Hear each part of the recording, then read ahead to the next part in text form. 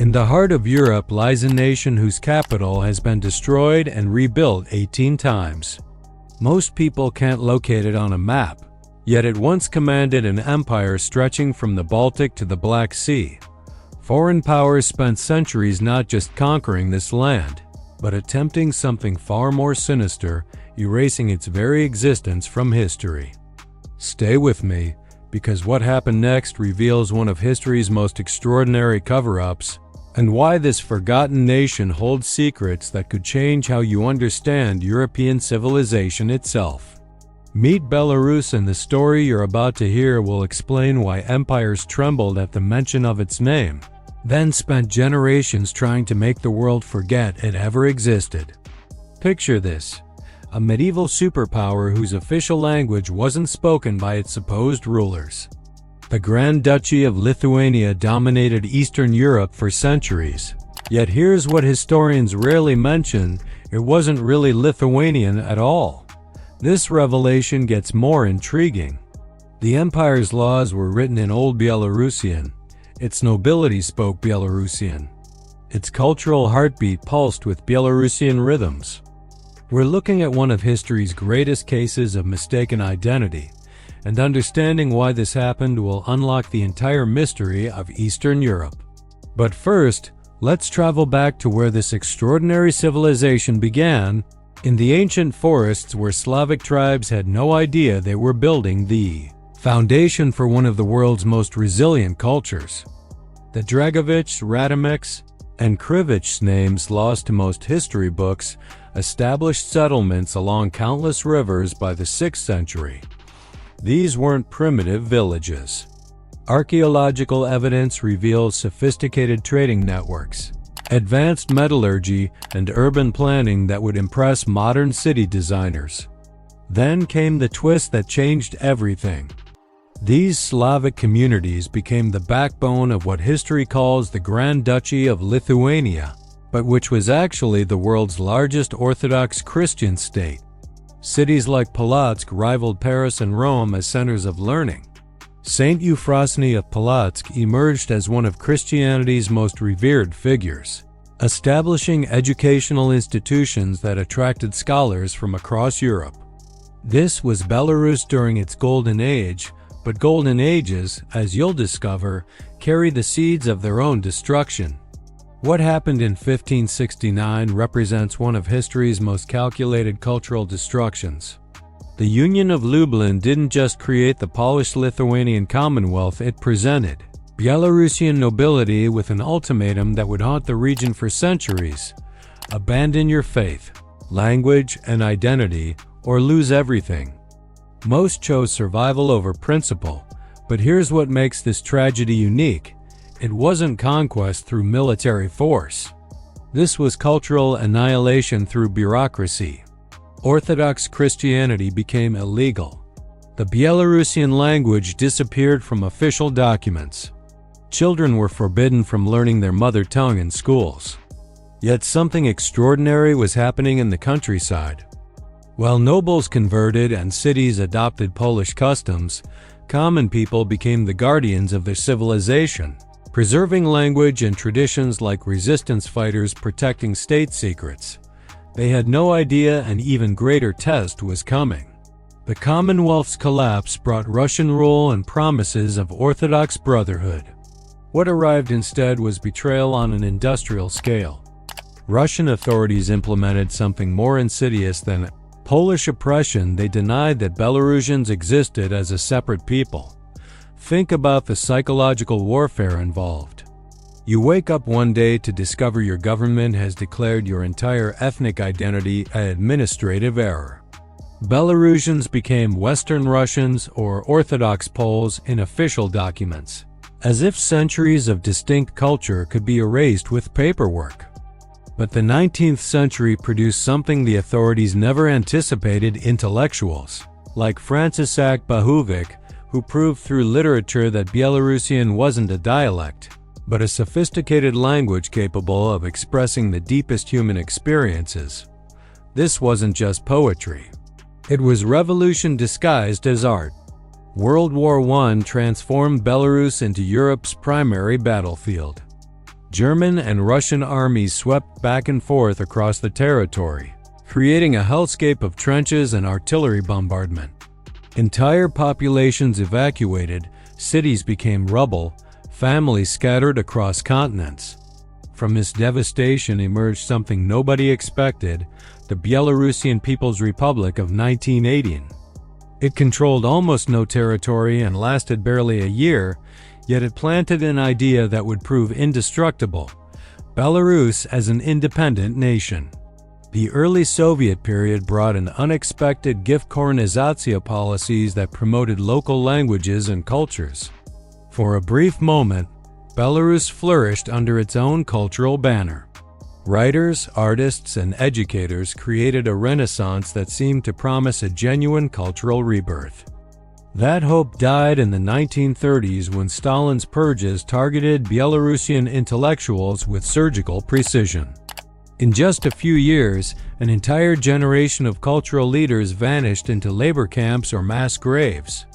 It was genocide by education, murdering a culture by eliminating everyone capable of transmitting it.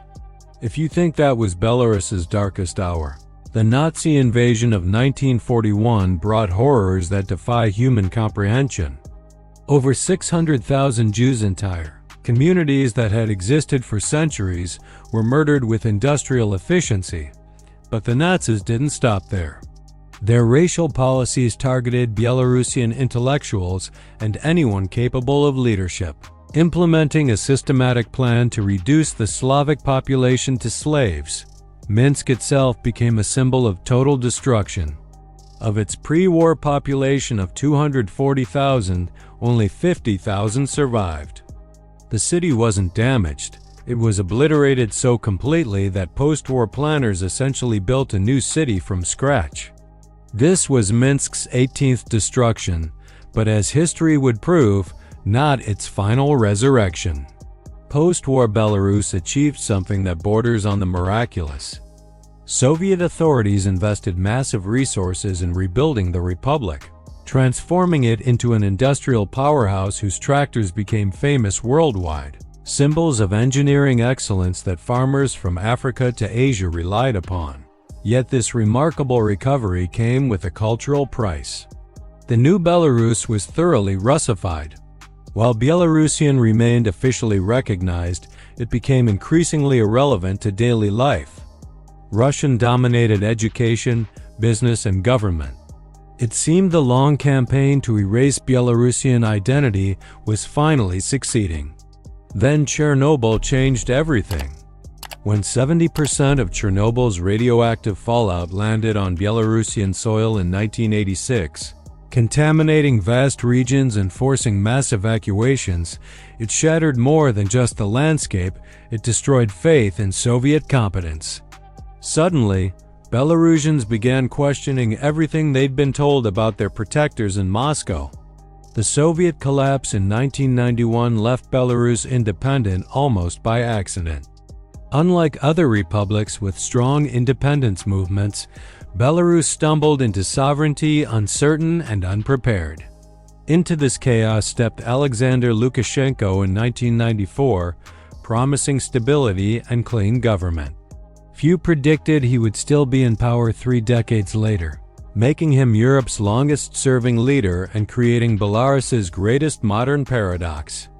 The Lukashenko era presents a fascinating contradiction. While maintaining political control through increasingly authoritarian means, he has presided over unprecedented cultural preservation. Ancient castles like Mir and Nesvis have been restored as UNESCO World Heritage Sites. Belarusian arts and literature continue evolving. The nation's forests, covering 40% of the territory, remain among Europe's most pristine wilderness areas. But 2020 shattered decades of political quiet. Massive protests against alleged election fraud brought hundreds of thousands onto the streets in the largest demonstrations in Belarusian history. The brutal suppression that followed, with thousands arrested and opposition leaders forced into exile, wrote the latest chapter in Belarus's eternal struggle for self-determination. What we're witnessing today is the continuation of a story that began over 1,000 years ago, the refusal of a people to disappear.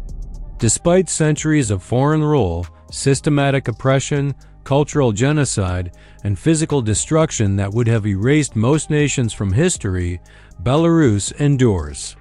The 18 destructions and resurrections of Minsk serve as the perfect metaphor for the Belarusian spirit.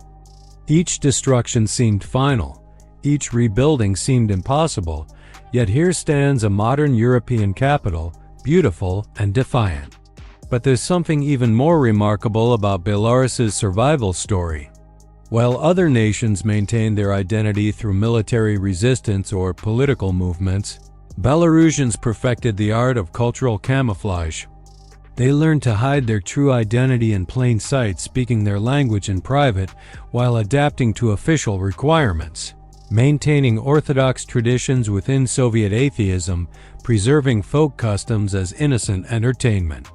This wasn't surrender. It was strategic survival. Belarusian grandmothers became living libraries, secretly teaching children songs and stories that carried centuries of cultural DNA. Village festivals preserved ancient rituals disguised as harmless celebrations. Writers encoded resistance in metaphors so subtle that censors missed their true meaning. This represents more than urban planning. It's a testament to human resilience that challenges everything we think we know about cultural survival. Today's Belarus stands at another crossroads with a highly educated population, strategic location, and cultural heritage that has survived every attempt at destruction. Whether this resilient nation can finally achieve the stability and prosperity that have so long eluded it remains an open question. But history suggests that whatever challenges lie ahead, Belarus will find a way not just to survive, but to thrive. The most profound revelation of Belarus's story isn't the suffering it has endured, it's the fact that after centuries of systematic attempts to erase it from history, this remarkable nation has not only survived but preserved its unique identity. In our interconnected world, Belarus reminds us that some stories are so essential to human experience that no force on earth can silence them forever.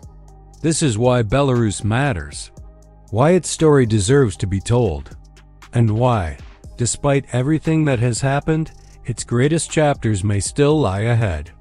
The hidden history of Europe's most resilient nation proves that sometimes the most important stories are the ones the world forgot to remember until now.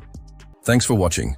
If you enjoyed this video, please like, share, comment, and subscribe to the channel for more engaging historical content.